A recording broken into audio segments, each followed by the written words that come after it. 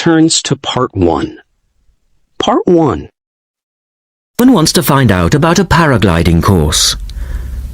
Listen to the conversation between the woman and the man and answer the questions. First, you have some time to look at questions 1 to 7.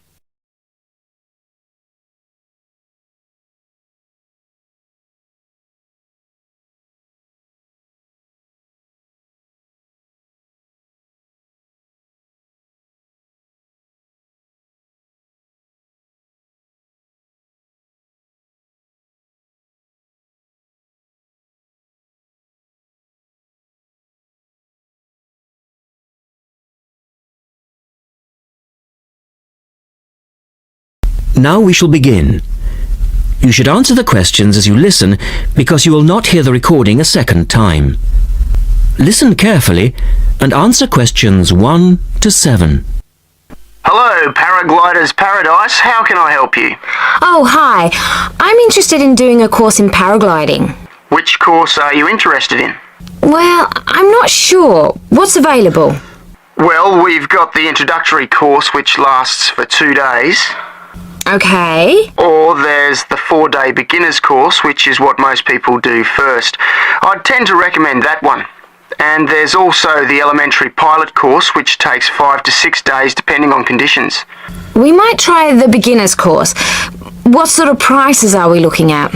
The introductory is $190. The beginner's course, which is probably what you'd be looking at, is $320. No, sorry, $330. It's just gone up. And the pilot course is $430. Right. And you also have to become a member of our club so that you're insured.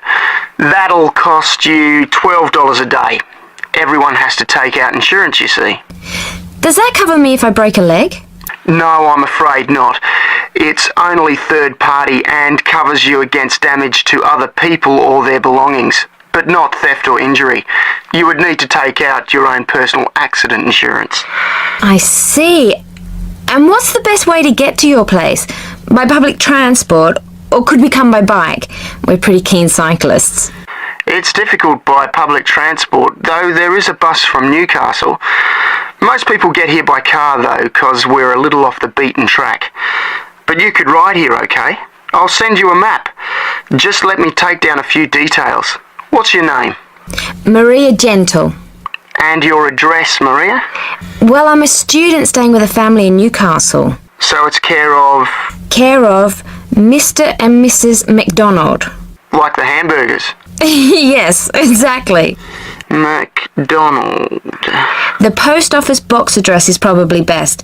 It's P.O. Box 676, Newcastle. Is there a fax number there? Because I could fax you the information. Yes, actually there is. It's 0249, that's for Newcastle, and then 775431. Okay, now if you decide to do one of our courses, you'll need to book in advance and to pay when you book. How would you be paying? By credit card, if that's okay. Do you take Visa? Yes, fine. We take all major cards, including Visa. Okay then, thanks very much. The girl is telling her friend about the course. Look at questions 8 to 10.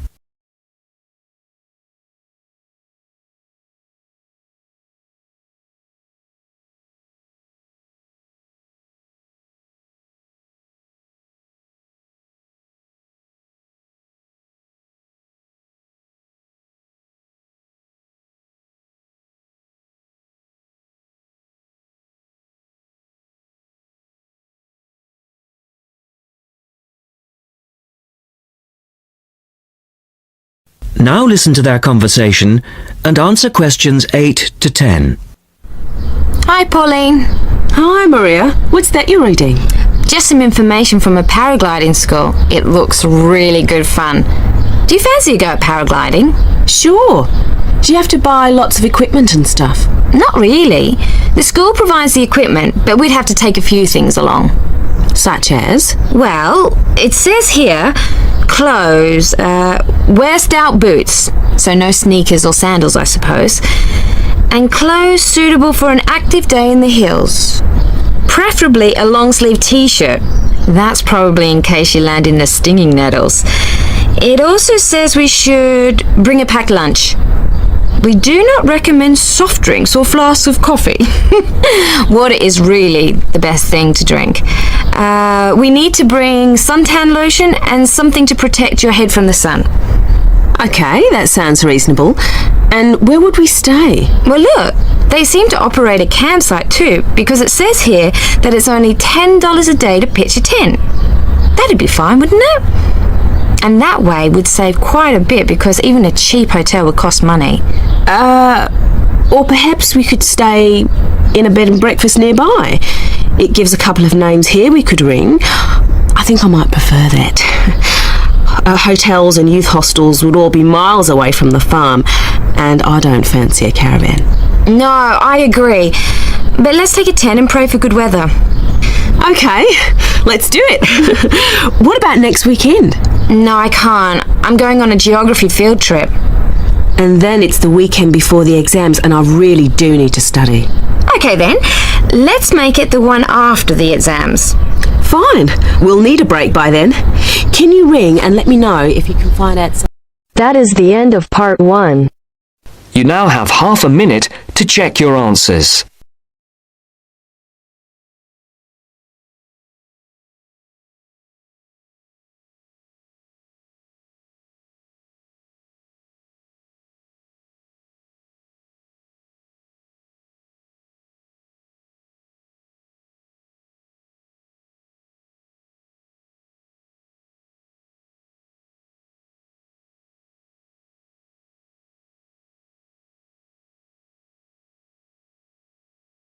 Now turns to part 2. Part 2. You will hear a committee member giving a talk to a nature club about coming events. First, you have some time to look at questions 11 to 15.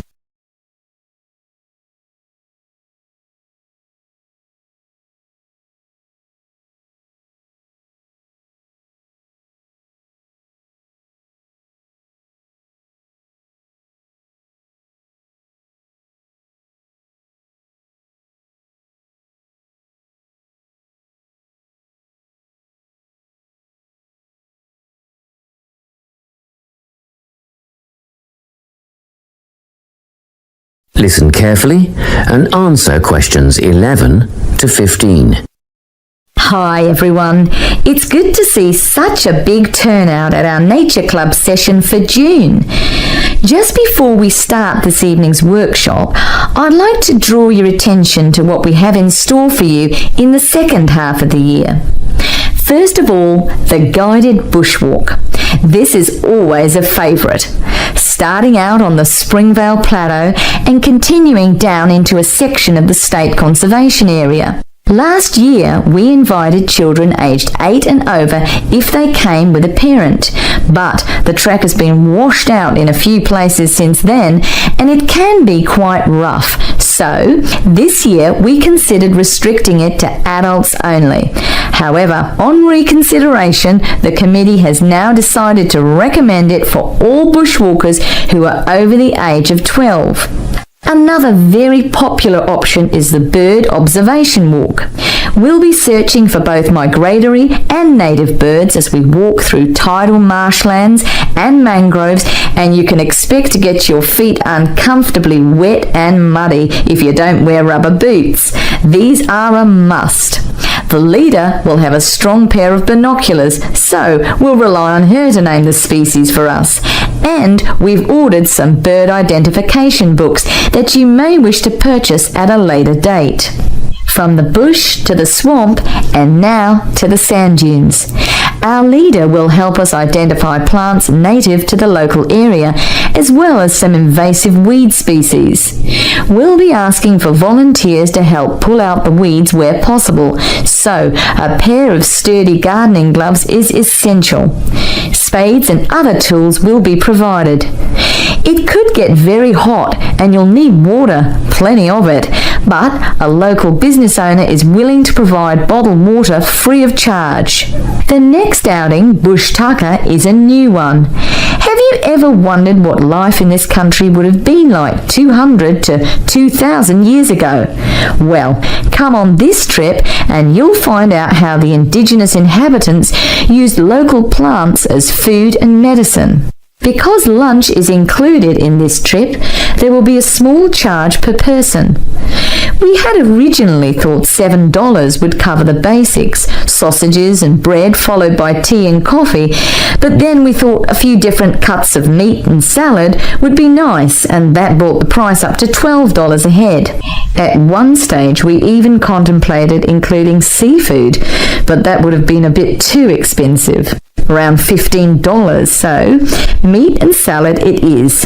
We expect this to be a popular event, so we'll need advance bookings to organise the catering. Please let us know your intentions by the 10th of November, and be aware that we'll require prepayment by the 15th of November. You can still change your mind and get a refund up to the 25th of November, but after that date, if you pull out, you'll forfeit the money paid. Before you hear the rest of the talk, you have some time to look at questions 16 to 20.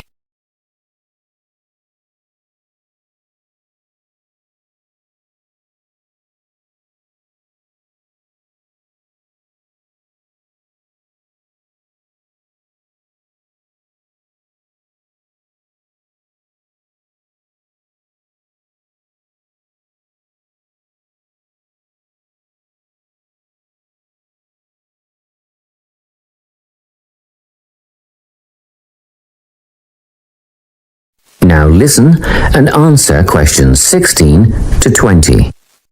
Well now, if you can give me a few more minutes of your time, I'll fill in a few details for you.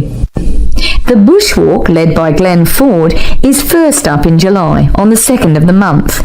It'll start from Springvale as usual, but this year we'll be setting off in the morning at 9:15 and we'll get back at 1 in the afternoon.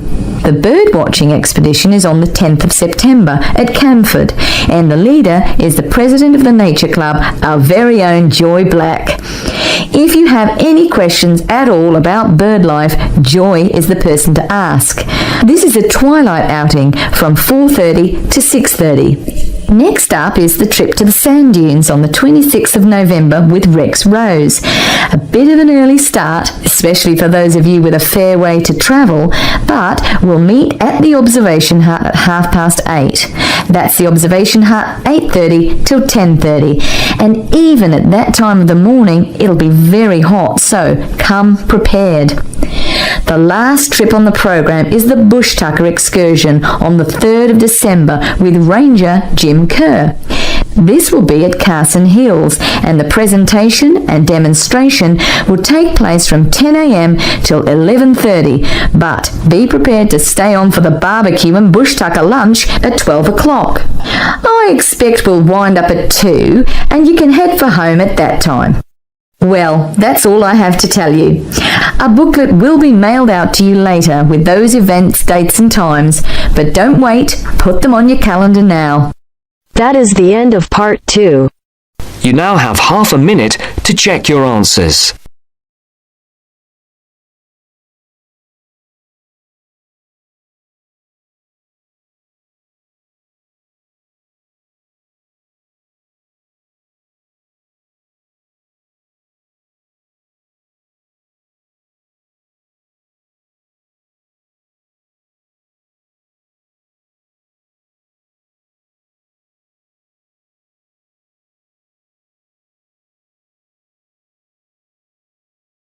Now turns to part 3. Part 3. You will hear a discussion between students Maria and Jack. In the first part of the discussion, they're talking about their opinions about some of the things in their universities. First, you have some time to look at questions 21 to 26.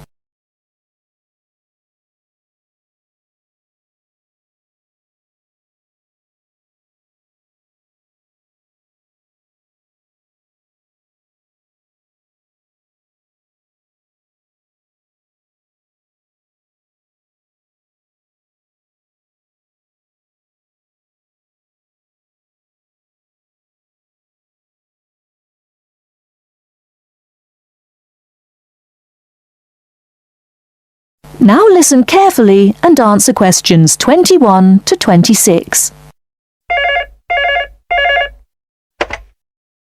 241 4331. Good afternoon. May I speak to Jack Robert, please?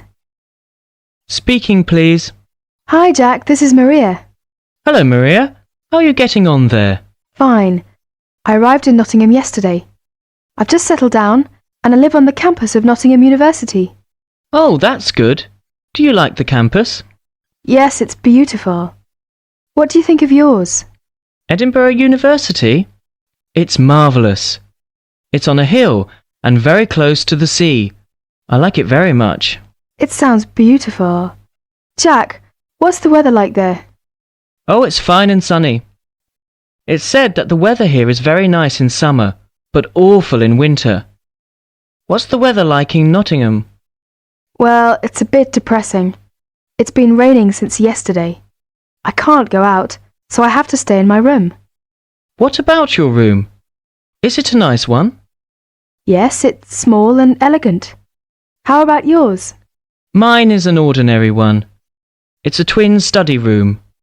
I share it with one of my classmates. He's intelligent and very friendly. We're getting on quite well. How's your roommate? She's very nice, but a little bit quiet. She likes reading and seldom speaks. By the way, do you like the Scottish food there? Oh, I like it. It's very delicious. Oh, really? I don't like the food here. It's disgusting. It has no taste. I have to cook for myself in my room. Well, Maria, as the saying goes, when in Rome, do as the Romans do. Come on, don't be too choosy. Oh, someone's at the door. I have to answer it, Maria. I'll call you this evening. Bye. Bye. Ellen, a student union officer, is conducting a survey about the university facilities. She is asking 2 students about their opinions. Before you hear the rest of the talk, you have some time to look at questions 27 to 30.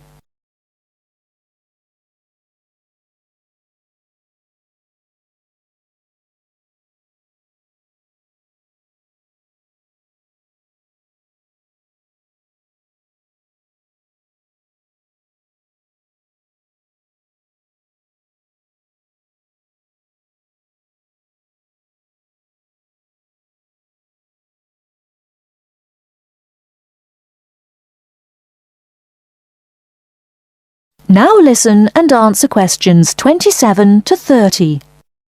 I'm Alan, and I work for the Student Union. Now, I'd like to hear your opinions about a few things in the university.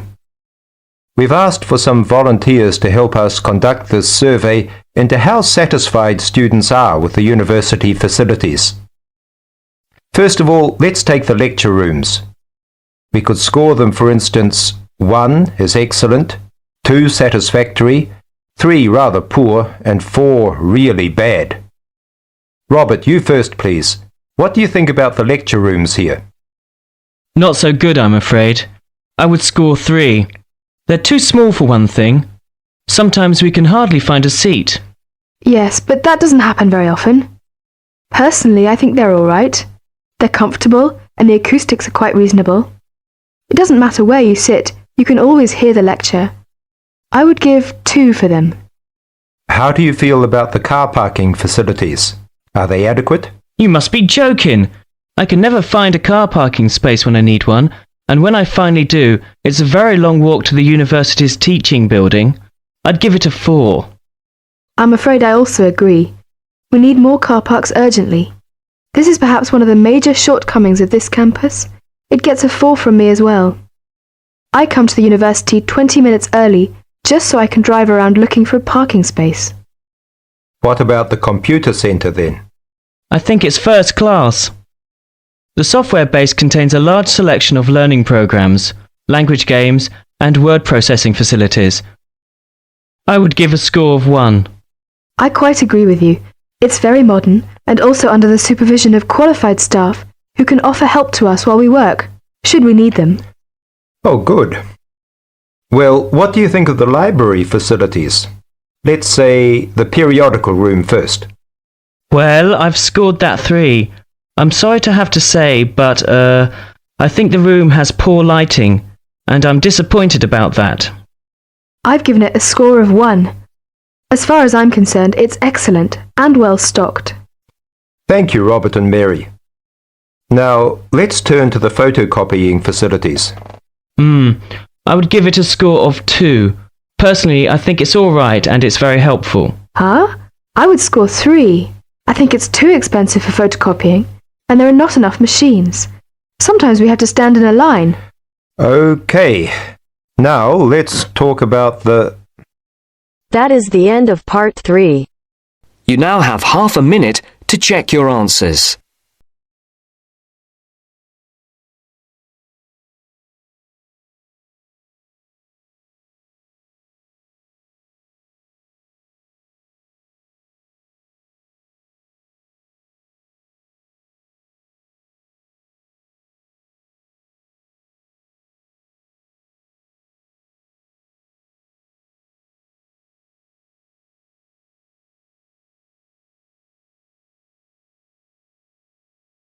Now turn to Section 4. Section 4. You will hear a talk from a series of lectures on the survival of our planet. Professor Samson talks about endangered species of flora and fauna.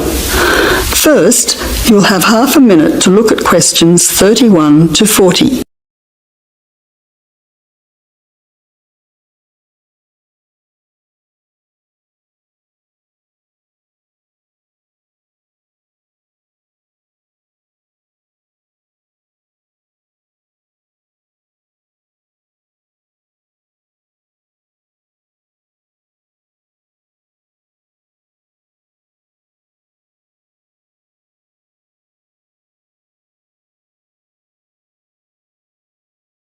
Now listen carefully to the talk and answer questions 31 to 40. Good afternoon, ladies and gentlemen. Today's topic in this series of lectures on our planet is about ensuring the survival of our very important plant and animal species. In this lecture, I want to discuss one way that we can do this. No one will ever see a huge dinosaur thundering through the forest. No one will ever see a paradise parrot flash its rainbow colours across the sky. The fact is that many animals and plants have been wiped out. Sadly, they are extinct. It is too late for them. Extinction is forever. We can't do anything about the species that have already disappeared. But today, there are many animals and plants that could still become extinct in the future if we do not act now. They are endangered. The African elephant and rhinoceros have become endangered because of the value of their tusks. Australian parrots and reptiles are smuggled onto planes because certain people in other countries are prepared to pay thousands of dollars for them. And there are many other species around the world that are endangered because they no longer have a place in which to live and reproduce safely. The main cause of extinction is the destruction of habitats. A habitat contains all that a living thing needs to survive: space, light, water, food, shelter, and opportunities for reproduction. The population of the world is growing rapidly, and this is placing great demands on land and resources for housing and for growing food. When vegetation is cleared and swamps are drained for agriculture, mining and suburbs, or when rivers are dammed to store water, plants are destroyed and animal life is threatened. In other words, humans are changing and destroying the habitats of animals and plants, which is in turn reducing their chances of survival. So how can we conserve habitats and help save endangered species?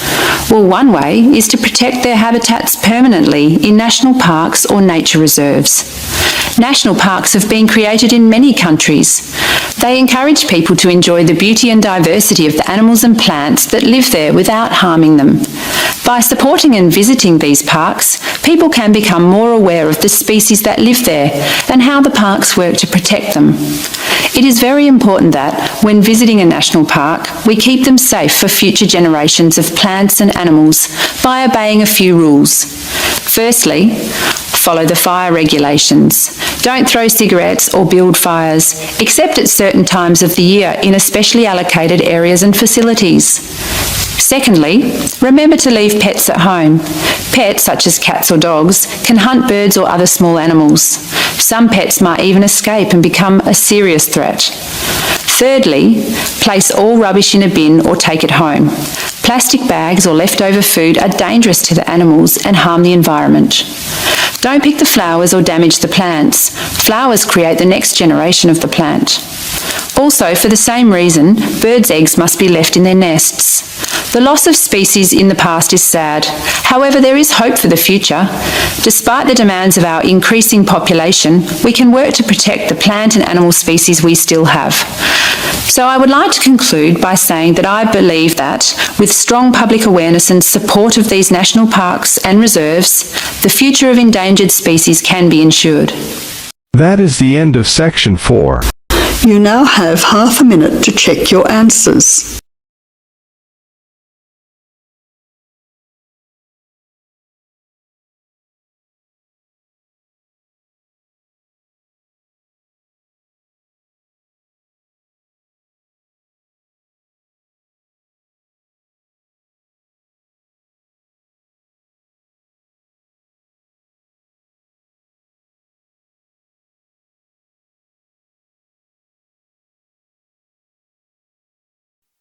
Give it